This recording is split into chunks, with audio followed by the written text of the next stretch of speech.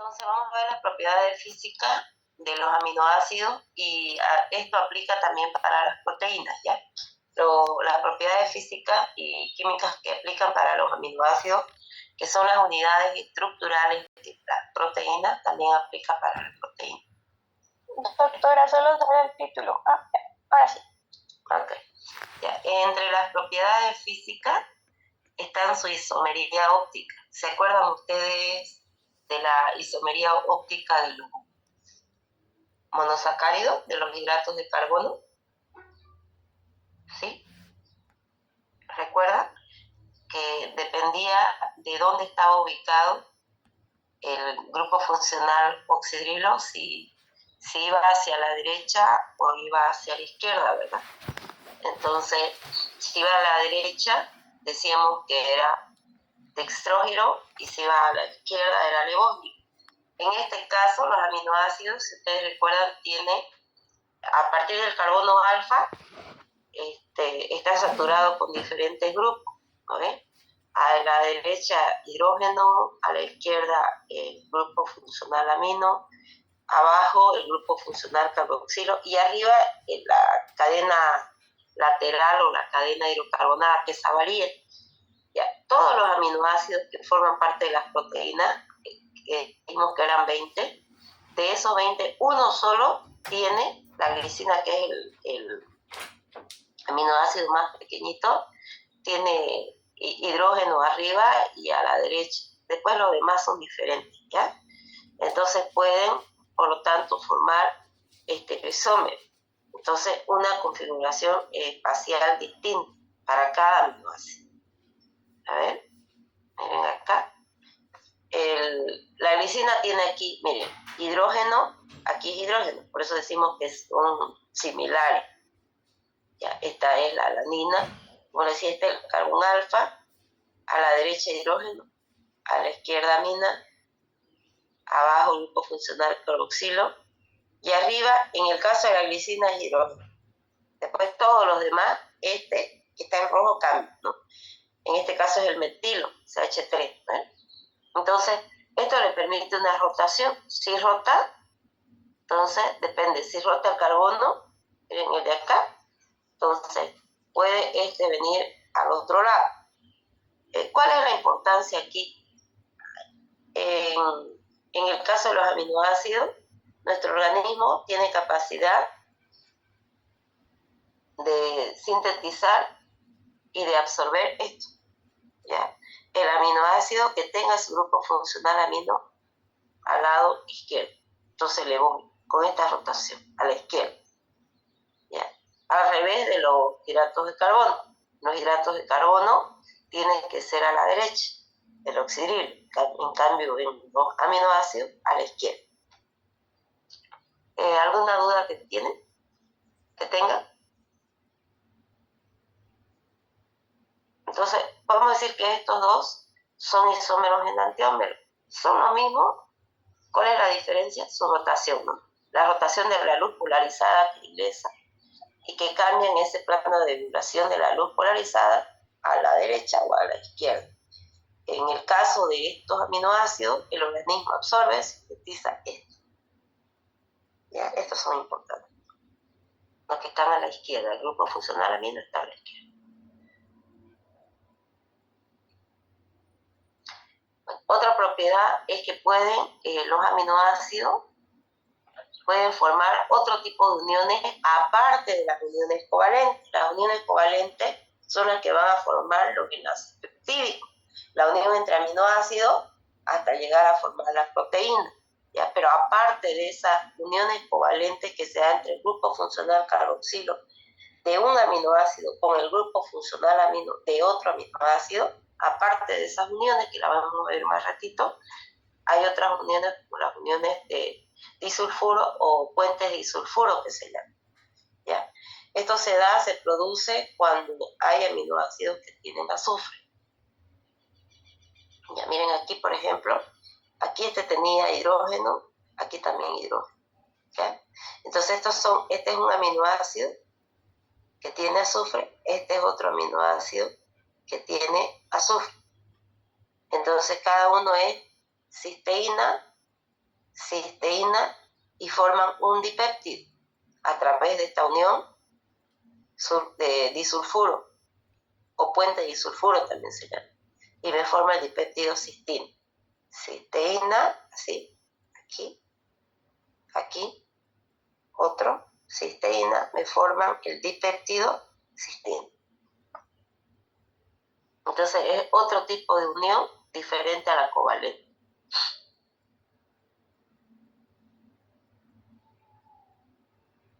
Ahora, también pueden formar otro tipo de uniones o uniones iónicas, también uniones salinas, se denomina, o uniones electrovalentes, aparte de la unión disulfuro, la unión covalente o la unión covalente, que es compartir electrones. Entonces el grupo carboxilo adicional, esto es para los aminoácidos que tienen un grupo funcional carboxilo adicional. Esos son el ácido aspartico, el ácido glutamico. Entonces, este grupo funcional carboxilo adicional, además de otorgarle un carácter ácido, le da la propiedad de interactuar con sustancias básicas y en ese caso con esas sustancias básicas formar uniones de tipo salino. Le voy a mostrar el grupo. Voy a volver rapidito atrás. Y luego me acuerdo de pegar un ácido aspartico y glutamico para que vean. ¿Ya? Estoy volviendo atrás un ratito, ¿ya?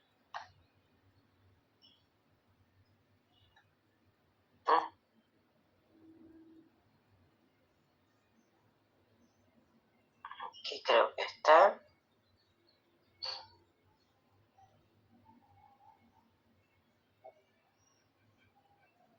Ya está, ¿no? Cisteína y la metionina, por ejemplo. Perdón, ¿dónde está con doble?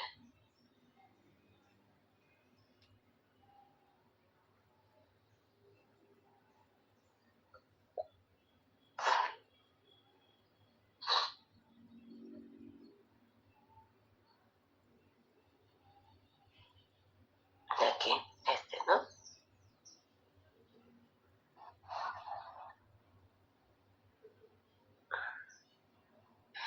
Miren, hasta aquí generalmente tienen esto, ¿no? Y esto cambia, puede ser cualquier. Aquí miren, aparte del grupo funcional carboxilo, uno que tiene, aquí tiene otro, el ácido aspartico, el ácido glutámico igual, otro grupo funcional carboxilo, o sea, otro grupo carboxilo, ¿ya? Aquí.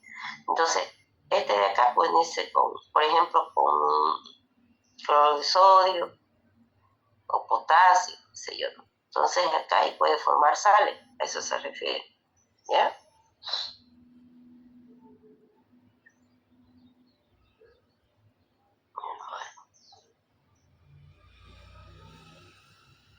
Ahora, de acuerdo a su polaridad, lo mismo, lo que aplicaba para los aminoácidos, ¿ya? Lo mismo que aplicaba para los aminoácidos, hay que son polares y otros apolares. Entre el... perdón, ¿ya? Entonces,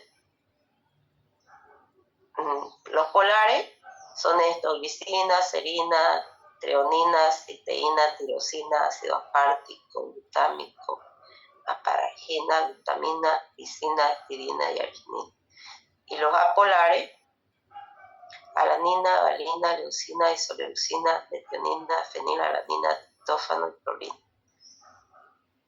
De estos, miren, metionina, fenilalanina, triptófano son aminoácidos esenciales. Bueno, en cuanto a sus propiedades ácido-base, la existencia de la misma molécula del grupo ácidos y básicos. En la misma molécula del aminoácido tienen el grupo funcional carboxilo, que es ácido, y el grupo funcional amino, que es básico. ¿Ya? Entonces le da a los aminoácidos propiedades eléctricas bien particulares. Por ejemplo, miren, este grupo funcional carboxilo puede dotar al medio un hidrógeno. Entonces, puede comportarse como un ácido, ¿no? Porque ácido es toda sustancia que en un medio acuoso puede flotar hidrógeno, ¿no? ¿Sí? Como un ácido, porque se protón. En cambio, el grupo funcional amino capta un protón del medio, entonces se comporta como una base. Si cede protón, ácido. Si capta un protón, base. ¿Ya? Entonces el grupo funcional amina se comporta como una base.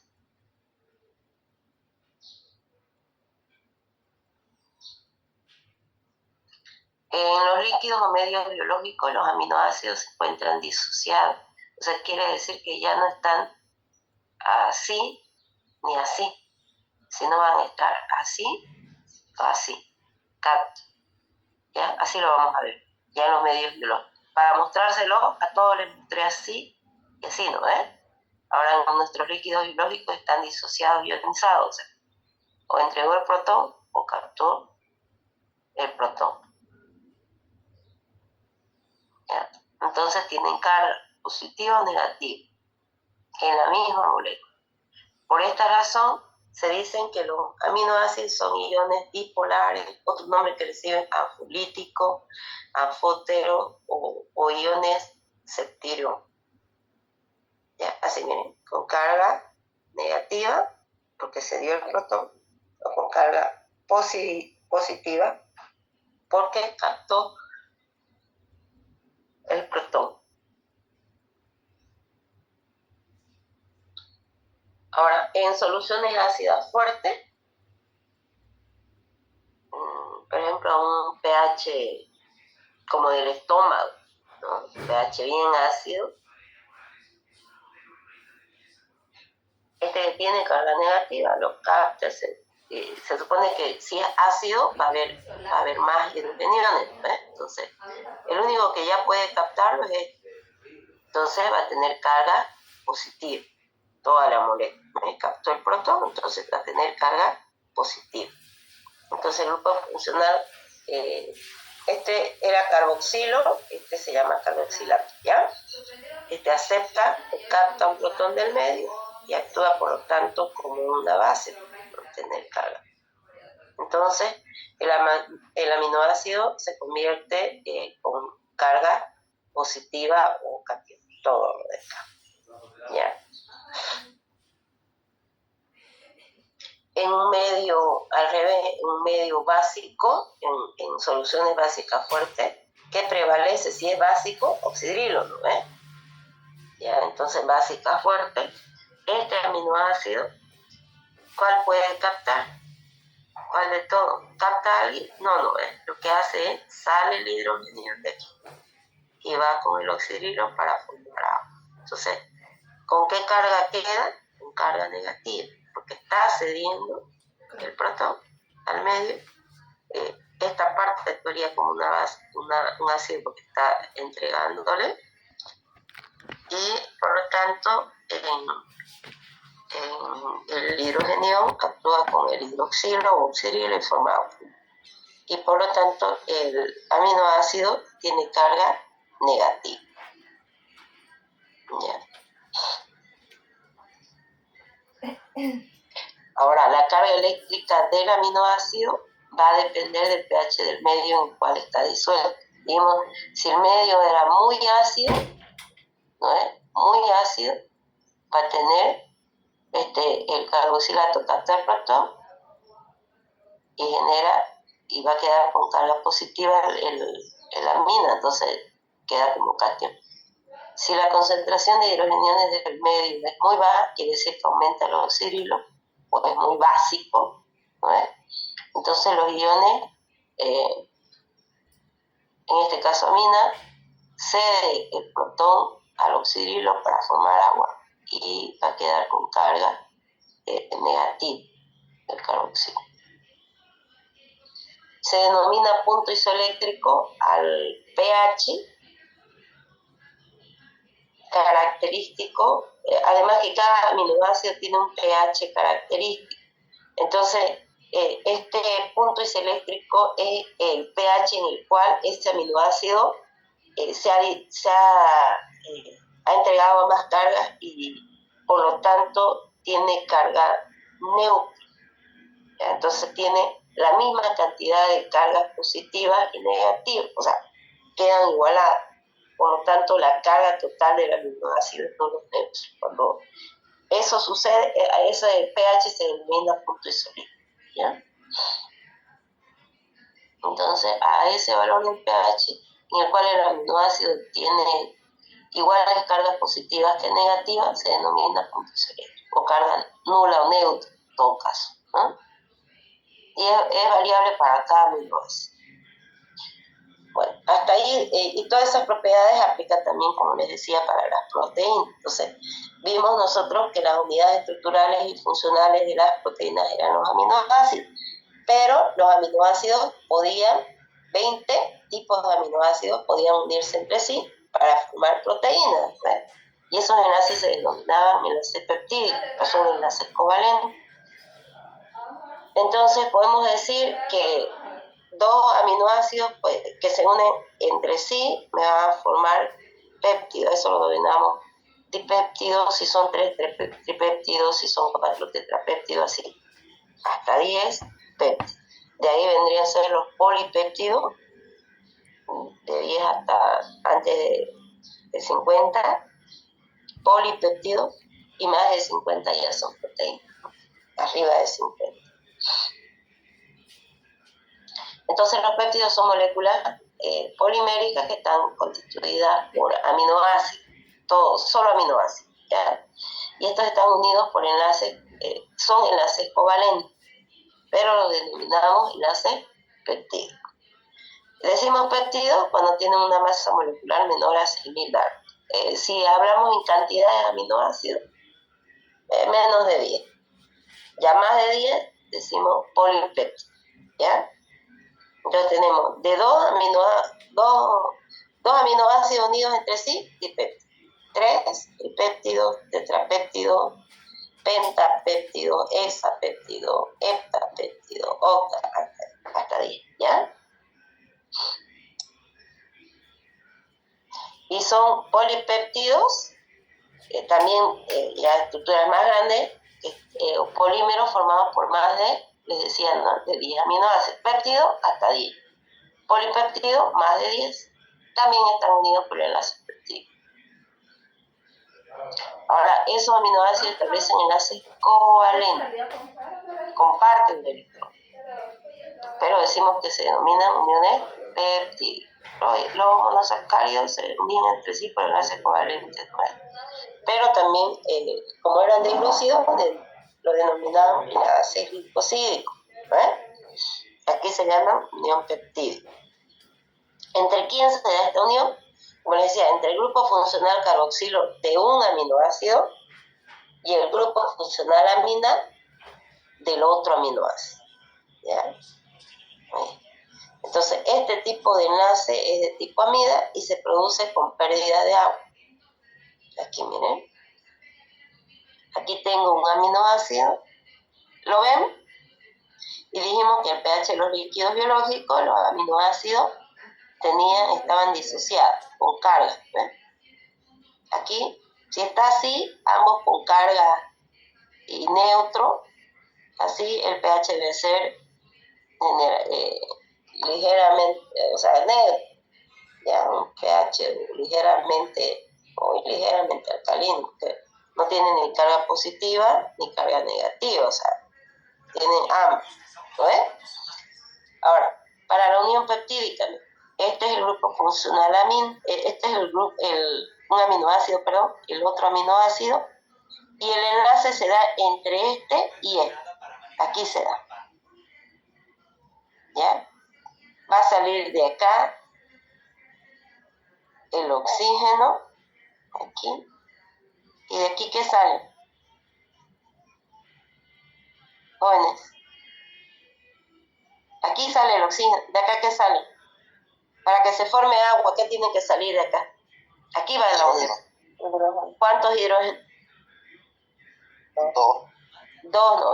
2 hidrógenos más un oxígeno, que me forma Agua. agua. Y acá va la unión entre el oxígeno y el hidrógeno, con este nitrógeno de aquí. ¿Ya? Aquí se viene la unión. Miren aquí. Están compartiendo electrones. ¿Qué me queda? Esta ya es una unión. Ya no es dos aminoácidos separados. Esto ya es un dipéptido. Y acá sería la unión. ¿Qué me queda libre?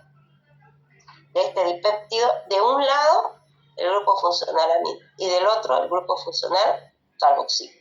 De acá empieza. Y de acá empiezo a nombrar un nombre completo y aquí con la terminación,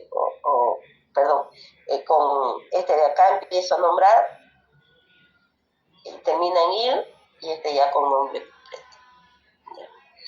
Aquí no me está diciendo cuál aminoácido es, pero van a ver ustedes las uniones más adelante donde podemos ver qué tipo de aminoácido es y tenemos que nombrar. Entonces esta es la unión entre, no se olviden, entre el grupo funcional carboxilo de un aminoácido y el grupo funcional amina de otro aminoácido. Ahí se da la unión, con pérdida de una molécula de agua. Ahora, si viene la enzima y separa esto, generalmente son hidrolasas, van a meter agua acá. Y al meter agua es lo que rompen el enlace, se separan. Eso es. Se forman perdiendo agua y se separan para separarse estas dos estructuras, para que se separen estas dos estructuras, ingresamos. ¿Ya? Ese va a ser el enlace peptídico.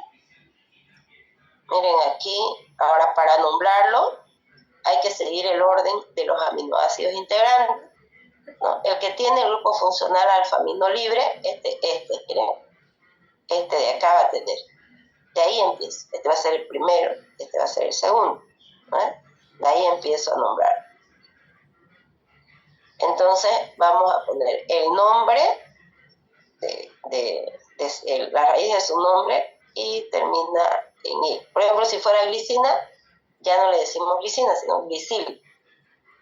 Y el último residuo del grupo funcional carboxilo se menciona con su nombre completo. Miren, si acá, por ejemplo, fuera glicina, aquí un hidrógeno, aquí un grupo metilo leucina, entonces este va a ser glicil, leucina, así, glicil, glicina, si fuera eso, ¿ya? Si fueran esos aminoácidos. Miren, aquí hay el ejemplo, un hexapéptido. Este hexapéptido, si decimos hexa, son 6 nudos. Están formados por los siguientes aminoácidos: serina, ácido aspartico, tirosina, lisina, alanina y cistina. Entonces sería así, ¿no? Miren, aquí hay ¿qué sería esto de acá? Jóvenes, este es el aminoácido. De acá se desprendió oxígeno y de acá se desprendió, de acá se desprendió 2 hidrógenos, ¿no? Una molécula de agua. ¿Qué es esta parte? El enlace, pues, el enlace peptídico. Aquí hay 2, aquí hay otro y otro.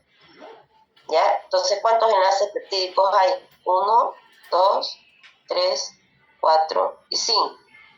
¿Cuántos aminoácidos son? 1, 2, 3, 4, 5 y 6. Por eso decimos un hexapéptido. Ahora, para nombrarlo, si esta era la serina, decimos al inicio, empezamos con esta nombrar. Seril, este era el ácido aspartico, aspartil, esta era la tirosina, tirosil, esta era la lisina, lisil, este de acá era la alanina, entonces alanil, y el último, el que tiene el grupo funcional carboxilo, cistina. Miren, ahora, ¿qué queda? En extremo, el grupo funcional carboxilo, y en el otro extremo, el grupo funcional amino. Es un péptido, ¿no? Porque no tiene ni 10 aminoácidos todavía, entonces, desde 2 hasta 10, péptido. Dudas que tengan, pregunten, por favor.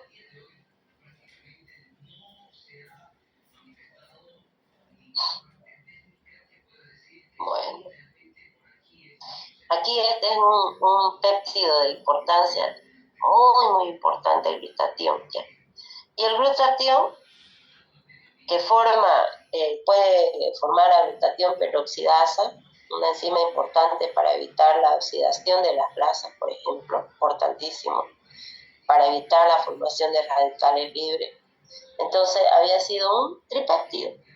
Está formada por el ácido glutámico, la cisteína y la glicina, pero como es un tripéptido, vamos a empezar a nombrar, aquí está el enlace, ¿ya? Acá. Entonces vamos a decir, como es el ácido glutámico, entonces glutamico.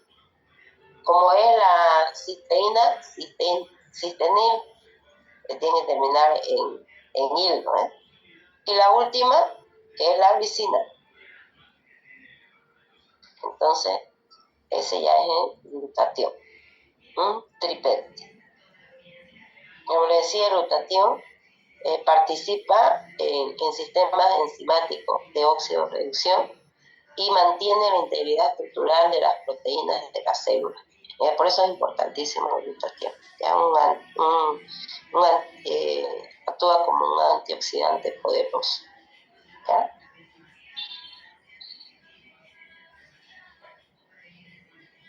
Otro dipéptido del tejido muscular es la carnosina. Este está constituido por el aminoácido beta-alanil y la estirina. Y acá estaría dada la unión. ¿Ya? Otro ejemplo, la tirosidina A. Este es un antibiótico. ¿Ya? Contiene aminoácidos también. Está constituido por 8 aminoácidos. Sería un octapéptido, ¿no? Tiene la ornitina, la leucina, la valina, tirosina, glutamina, paragina, prolina y fenilalanina. Entonces, la tirosidina, su función es un antibiótico, pero su origen químico es un octapéptido. Ahora hay varios péptidos que hemos ido estudiando, ¿se acuerdan? Al inicio les he dicho las funciones, cuando hablamos de las funciones. Hay varios péptidos que tienen y polipéptidos que tienen importancia desde el punto de vista biológico porque son hormonas. ¿Ya? Entre esas tenemos la angiotensina 2, que su función es hipertensora. Importante aquí, ¿no es? En el sistema renina-angiotensina, ¿se acuerdan? La vasopresina, una hormona, también había sido químicamente un ondapéptido. Y esta vasopresina, ¿dónde se forma? ¿Dónde se sintetiza? Chicos.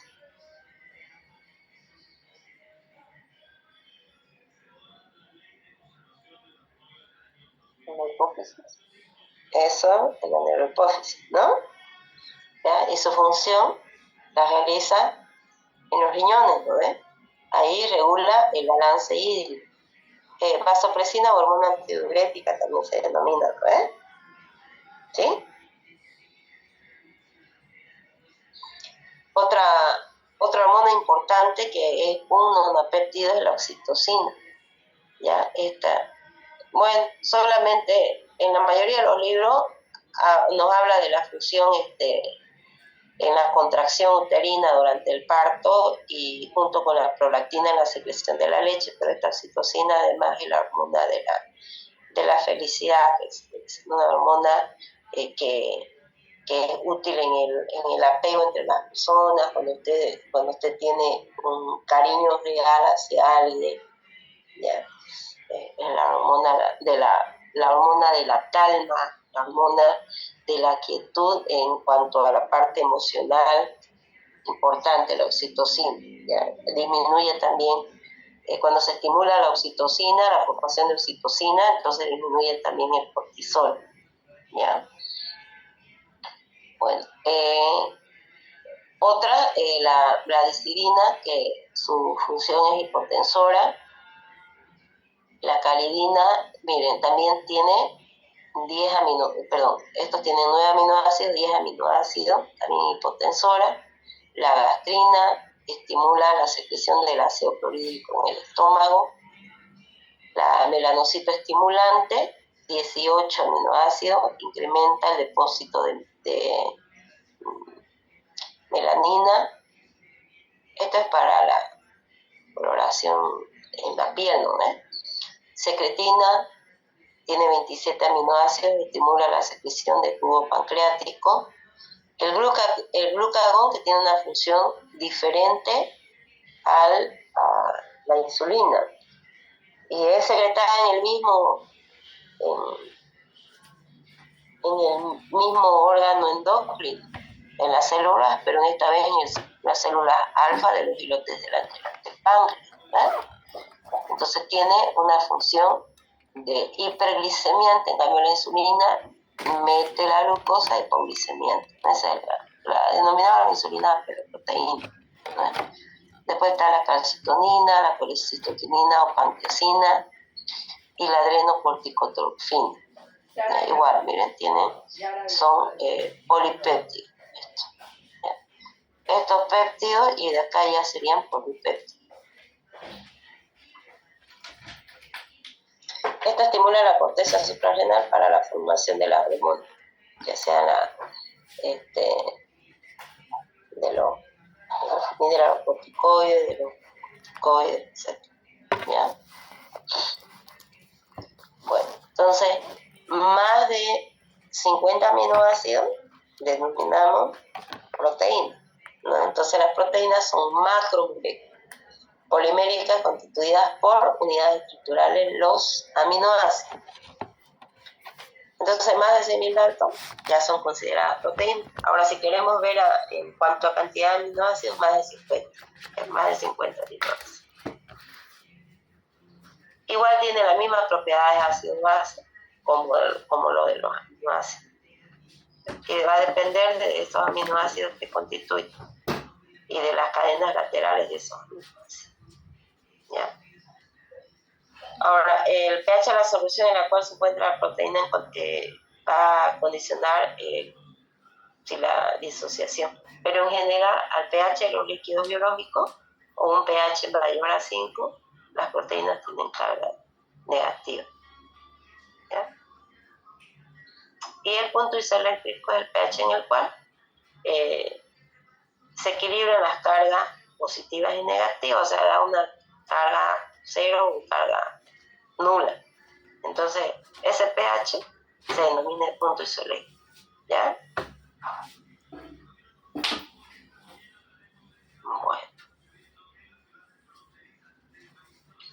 Ahora, en cuanto a su solubilidad, el pH y la presencia de sales y solventes no polares van a influir marcadamente en la solubilidad de las proteínas. Por ejemplo, si yo agarro la clara del huevo, que tiene proteína, y la coloco en una sal, un cloruro de sodio alto, así, bien pH, bien alto, entonces esa proteína se precipita, en algunos casos se coagula, pero no se solubiliza. ¿Ya? Y puedo separar proteínas de una mezcla si en un equipo hago pasar una corriente eléctrica continua a través de esa solución, y las proteínas pueden migrar a un polo o a otro polo, a un polo positivo o polo negativo de acuerdo a la carga que presenten. ¿Ya? Entonces van hacia el polo positivo cátodo, las que tienen carga positiva, y van al negativo ánodo, las que tienen carga negativa. Están migrando. Es la migración, ya no es la atracción de carga, sino que ellas van migrando. ¿Ya? Ahora, mediante electroforesis, por ejemplo, del plasma sanguíneo, se ha visto que hay dos grandes fracciones de proteínas: la fracción albúmina y la fracción globulina. Globulina. La más grande, la más alta, es la albúmina. Entonces, representa entre el 45 al 55%. Y las demás serían la globulina. Y de esas hay diferentes tipos. La alfa-globulina, alfa-1 globulinas, alfa-2 globulinas, beta-globulinas y las gamma-globulinas. A estas las denominamos anticuerpos. Ahí creo que me hice uno de más ya. Miren, la alfa-1 globulina representa entre el 5 al 8%, la alfa-2 globulina 8 al 13%, la beta-globulina entre el 11 al 17% y la gamma-globulina entre el 18 al 25%. La albúmina y la gamma-globulina por los anticuerpos son los que más hay, ¿ya? Entonces, entre la alfa-1 globulina tenemos la antitripsina, la HDL colesterol, una lipoproteína de alta densidad, la alfa-fetoproteína, la alfa-2, actoglobulina, ceruloplasmina, la eritropoyetina. ¿Para qué sirve esta? La han de haber visto, han escuchado. ¿Para qué sirve la eritropoyetina? Para la formación de eritrocitos. Eso, para la formación de eritrocitos, la eritropoyetina. De las beta-globulinas, transferina, lipoproteína de baja densidad, LDL, sistema de complemento, hemoproteína y el fibrinógeno. El fibrinógeno ¿Para la coagulación? Exactamente. Y bueno, y los otros anticuerpos, ¿no? Ya, eso. Entonces, mire, que más hay es albúmina y después le siguen, ¿no? En las gamma-globulinas un poquito más. O anticuerpos también. Ahora, más o menos en sangre tiene que haber, por cada 100 ml de sangre tiene que haber entre 6 a 8 gramos de proteína. ¿Y cuál es la que tiene que haber en mayor cantidad? La albúmina. Entonces, entre 2 a 5, entre 3.2, 3.5 en la mayoría. 3.5 a 5 gramos por cada 100 ml, ¿no? Por decilitro. Eso es lo que tiene que haber.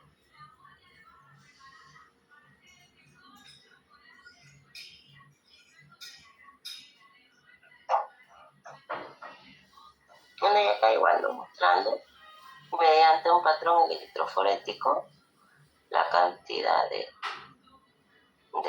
albúmina. Y es importante la albúmina, ¿qué dicen ustedes? Jóvenes señoritas. Muy importante. Sí, ¿no? Ya, después vamos a ver más adelante su función. Entonces, proteínas totales entre 6 a 8 gramos por decilitro. Le sigue importancia la albúmina en cantidad, ¿no? Bueno, entonces, ahora las proteínas tienen estructuras moleculares que se las divide en 4, ¿ya? Entonces, en 4 estructuras, la primaria, secundaria, terciaria y cuaternaria.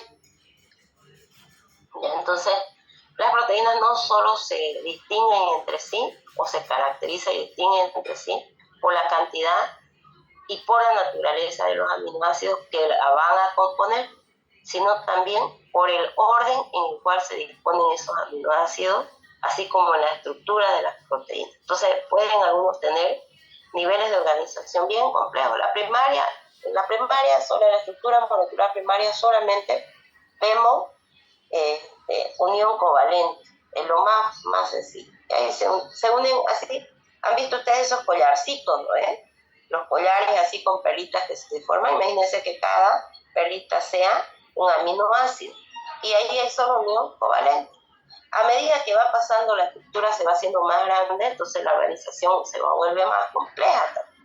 Y tienen otros tipos de aminoácidos y otro tipo de uniones también, ¿ya? Entonces la estructura primaria, le dije 4 estructuras: primaria, secundaria, terciaria y cuaternaria. La estructura primaria solo se refiere al número e identidad de los aminoácidos que componen la molécula. Número, por ejemplo, 50. Identidad y de quién depende esa secuencia ordenada, depende de los ácidos nucleicos. Ellos son los que dicen, primero va la glicina, después va por ejemplo, la valina, después va la leucina, después el triptófano, después la prolina. Me estoy inventando, ¿no? Pero ellos determinan para formar una determinada proteína. ¿Ya? En la estructura primaria, entonces, solamente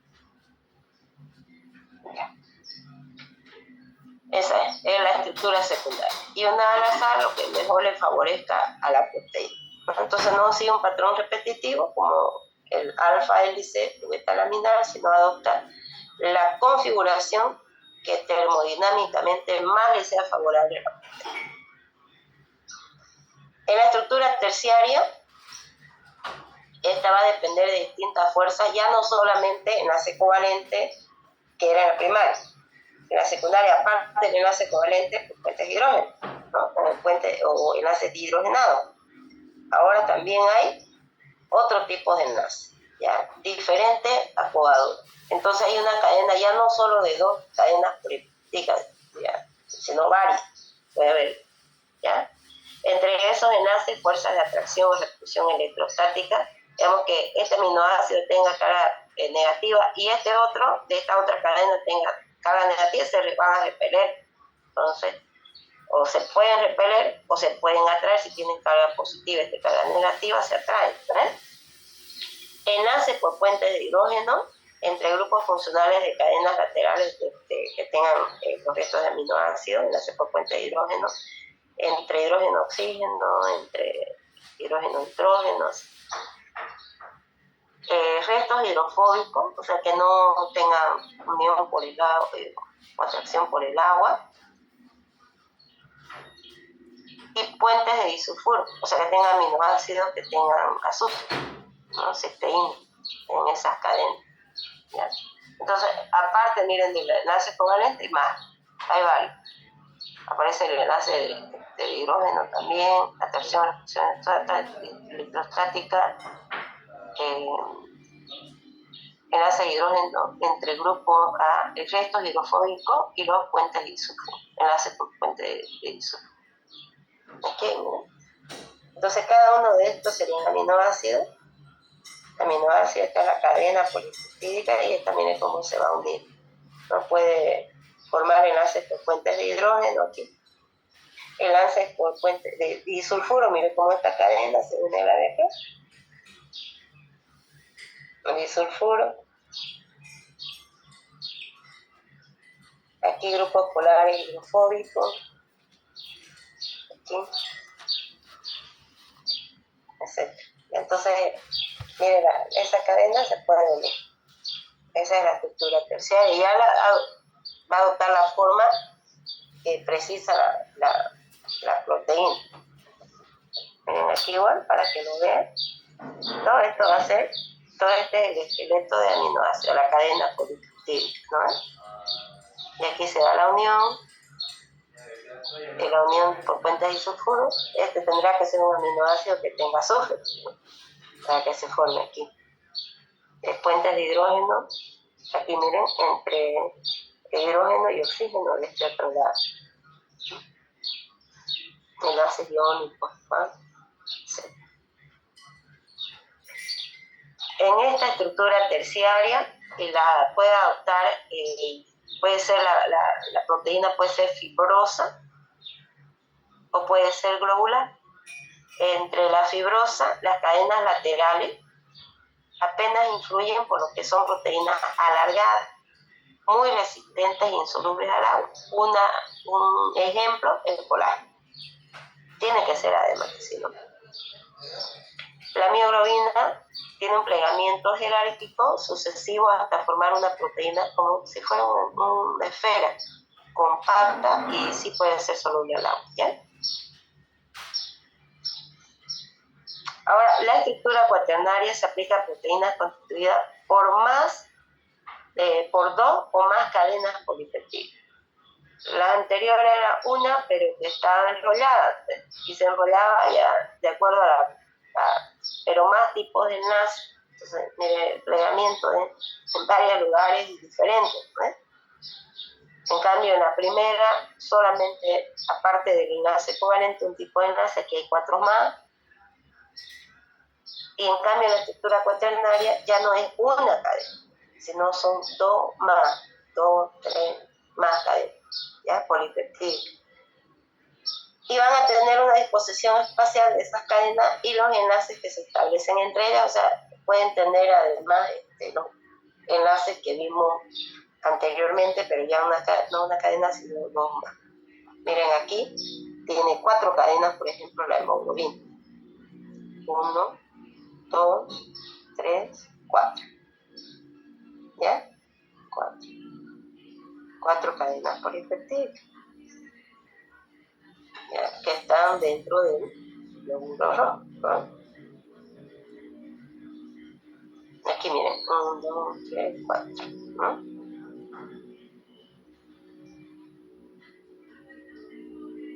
Pero son una estructura cuaternaria, ¿no?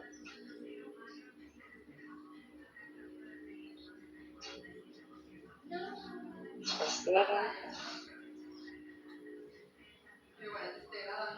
Y aquí, para que vean la diferencia, como un resumencito, ¿no? La estructura primaria y solamente cadena lineal y solo tiene enlaces covalentes. En la estructura secundaria también es una cadena, pero puede presentarse así pegada en alfa hélice o plegada laminar.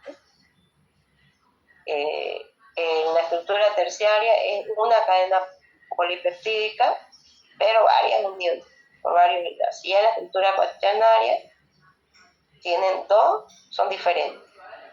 2, 3, 4 cadenas polipeptídicas. ¿Ya? Entonces más también enlaces diferentes, no solo enlaces covalentes. Creo que con las imágenes está más que clarito. No sé si ustedes tienen dudas. Estas imágenes no hay en el libro, no le he puesto para que puedan aclararse las dudas. ¿Hay dudas, jóvenes y señoritas? No, doctor.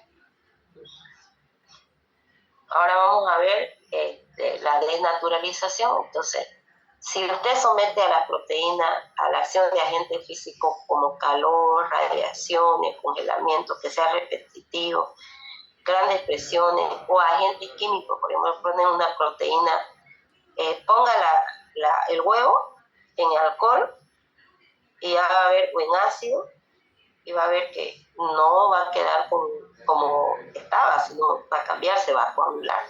Y usted va a querer volverlo otra vez de nuevo a su estado original y no va a poder. ¿Ya? Entonces, ahí decimos que sea desnaturalizada. La desnaturalización ocurre en la transformación de su estructura cuaternaria, terciaria y secundaria. O sea, de esos enlaces, esos plegamientos, esa forma que tenemos. Pero los aminoácidos quedan. O sea, la estructura primaria quedaría. ¿Ya? Ahora, la desnaturalización puede ser reversible o irreversible en general. La mayoría son irreversibles. ¿Ya? Miren, acá, si esta tenía esta estructura, esta es la proteína nativa, ¿no es? Y tenía esta estructura en alfa hélice, esa era, y si yo la pongo a calor, la voy a desnaturalizar, ya no va a tener esa estructura que tenía aquí, ¿no es? Entonces la voy a separar solamente pero me va a quedar los aminoácidos. Es por eso que consumimos alimentos, le cambiamos su estructura al cocerlo, pero tenemos los aminoácidos. No sé si me dejo entender. Después esa proteína ya desnaturalizada tendrá que ser sometida a enzimas para que separen los aminoácidos, ¿no?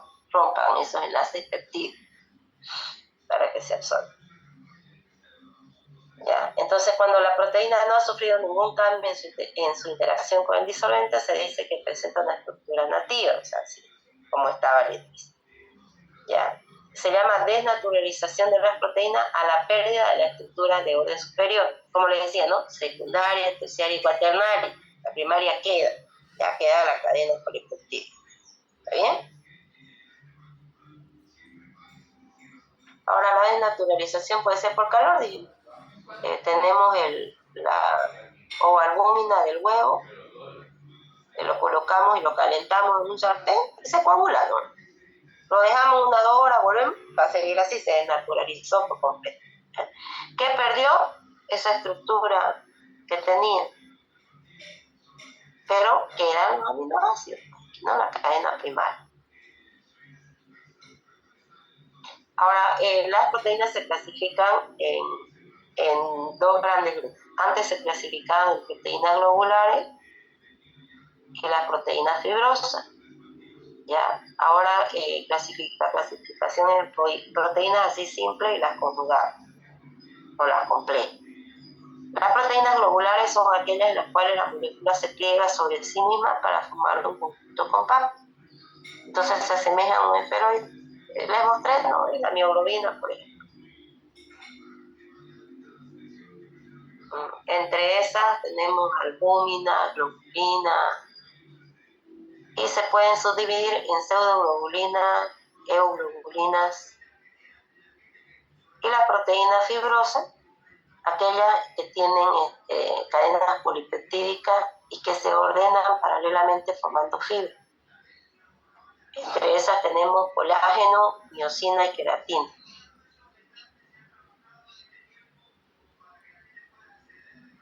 ¿Ya? Miren, la albúmina está constituida alrededor de 585 aminoácidos con 17 puentes de disulfuro. Esos puentes aquí me están mostrando los puentes de disulfuro, que es lo que le da la veces que se tiene que unir para que forme esta estructura así media globular. Ahora, por las funciones es lo que nos interesa bastante de esto, ¿no? Aparte de su estructura, la función, ¿no? ¿Dónde puede haber albúmina? En la clara del huevo. Aquí está la albúmina, la clara. En la leche, en el suero. Esto es lo que nos interesa, ¿no? Es mantener, una de las funciones, mantener la presión osmótica osmótica. También hace una unión competitiva con calcio. Hay calcio no iónico que puede ser transportado por la albúmina. Sirve como transportador en el plasma sanguíneo de varias estructuras, ¿no? Hormonas tiroideas, hormonas liposolubles, ácidos grasos libres, la bilirrubina no conjugada que es transportada por la albúmina hacia el hígado para glucoronizar fármacos, aminoácidos, esteroides, metales. O sea, la función de la albúmina es amplia y es importantísima. Además, que se encuentra en mayor proporción en nuestro suero, en nuestro plasma, ¿no? Sanguíneo, en mayor cantidad. Representa la cantidad de proteínas que hay en nuestro plasma, representa la albúmina del 45 al 75%. ¿Ve? La albúmina crea un 75-85% de la presión osmótica. Entonces es importante conocer los niveles de albúmina en sangre y comparar los niveles reales del paciente, porque si hay una disminución de la albúmina muy baja, una hipoalbuminemia y una extravasación de líquido y edematización, entonces hay que controlar eso. Cuando la albúmina es menor a 2 gramos por decilitro, entonces va a haber edematización, ¿no? Aquí un poquito los valores más de 6 a 8 y esta de 3, 2 a 5, ¿no? Hasta 5, 5. Y puede haber problemas por deficiencia de albúmina, ¿no? Síndrome nefrótico, cuando se aumenta la expresión de proteínas por orina, por ejemplo. En el síndrome nefrótico puede haber alasaca, si disminuye la cantidad. Trastornos intestinales, en la cirrosis hepática. En una cirrosis hepática va a haber disminución de su síntesis porque la albúmina se sintetiza en el hígado. Puede haber desnutrición, enfermedades genéticas, ¿ya? Etc. Y ahora entonces, como les decía, actualmente se clasifican en proteínas simples y en las conjugadas. Entre simples solo tiene proteínas, albúmina, la histona donde se enrolla el ADN, ¿no? Las globulinas, glutaminas y escleroproteínas. Esas son proteínas. Y ya las proteínas compuestas o conjugadas, las nucleoproteínas, glucoproteínas, fosfoproteínas, cromoproteínas, lipoproteínas y metaloproteínas. ¿Dónde estaría la hemoglobina? Chicos. En la simple. No, hemoglobina. Lo compuesto. Eso, no en esta, entre entre estas. En las cromoproteínas me queda color, ¿no? Cromoproteína. ¿Ya? Entonces, ustedes me van a completar aquí, sí o sí, no se van a olvidar, del colágeno más, me van a leer más, y de la hemoglobina. Ya saben, voy a preguntar en el examen, les voy a preguntar colágeno y hemoglobina. Así, completo, lo que puedan saber de, como hicimos más detalle aquí de albúmina, también me van a hacer de colágeno y hemoglobina. ¿Se anotaron? Ya. Entonces, hasta ahí las proteínas. Ya la siguiente semana empezamos a avanzar enzima y luego ácidos nucleicos. Esperemos que en 2 semanas terminemos enzima y en una clase tenemos para hacer ácidos nucleicos. Cualquier cosa les aviso si pasamos viernes. En la noche les aviso por WhatsApp si es necesario. Entonces, más o menos unas 3 semanas para terminar el avance, por lo tanto ya podríamos fijar fecha del examen. Y tenemos pendiente el examen práctico. Entonces, voy a consultar bien con todos los auxiliares por dónde va el avance. Y si ya el avance está más de la mitad de los temas, entonces damos hasta el tema 13, más o menos 13, ya voy a ver con ellos para tomar el examen práctico. Ya yo les aviso por WhatsApp cuándo queda, ¿ya? Entonces ya nos quedaría quizás en unas 2 semanas el examen práctico y en unas 3 a 4 semanas el examen parcial. Antesito tengo tiempo todavía, me voy a fijar las fechas ya, no se vayan. Hoy es 11, 1, 2, el primero tengo 3.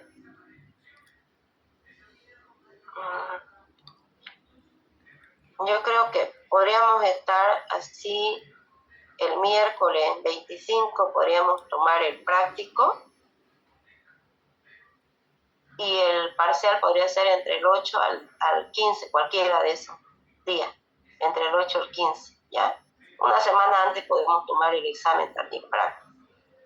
Pero debe ser miércoles porque es el día donde hay disponibilidad de aula y en un horario más o menos de 2 horas, porque después no hay, ¿ya? Entonces... Disculpe, doctora. ¿Sí? El 25 usted dijo que sería el parcial de parasitología. Entonces, si el 25 es el parcial de parasitología, el 8 el práctico y el 15 el teórico. Igual. Perfecto, doctora. Ya así tienen más tiempo ustedes para estudiar y seguimos avanzando nomás, no importa, y igual ustedes dan solo 5 temas al parcial en bioquímica: hidratos de carbono, lípidos, proteínas, enzimas y ácidos nucleicos, hasta ahí. Y si yo tengo más tiempo y avanzo, entonces no importa, eso lo digo para el tercer parcial, ¿está bien? Pero no nos podemos pasar. Entre el 8 y el 15 tengo que tomarle el examen, ¿ok? Ya, anoten esta fecha, por favor, 8 y 15, ¿ya? Gracias, señorita, por hacerme recuerdo. Bueno, que tengan buen día, se cuidan, bendiciones para todos, que estén bien, ¿ya? Muchas gracias, doctora. Creo que ya la siguiente semana nos ponemos la pila y pasamos clases presencial, ¿ok? Hasta luego, doctora. Hasta luego. Hasta luego, doctora. Hasta luego, doctora.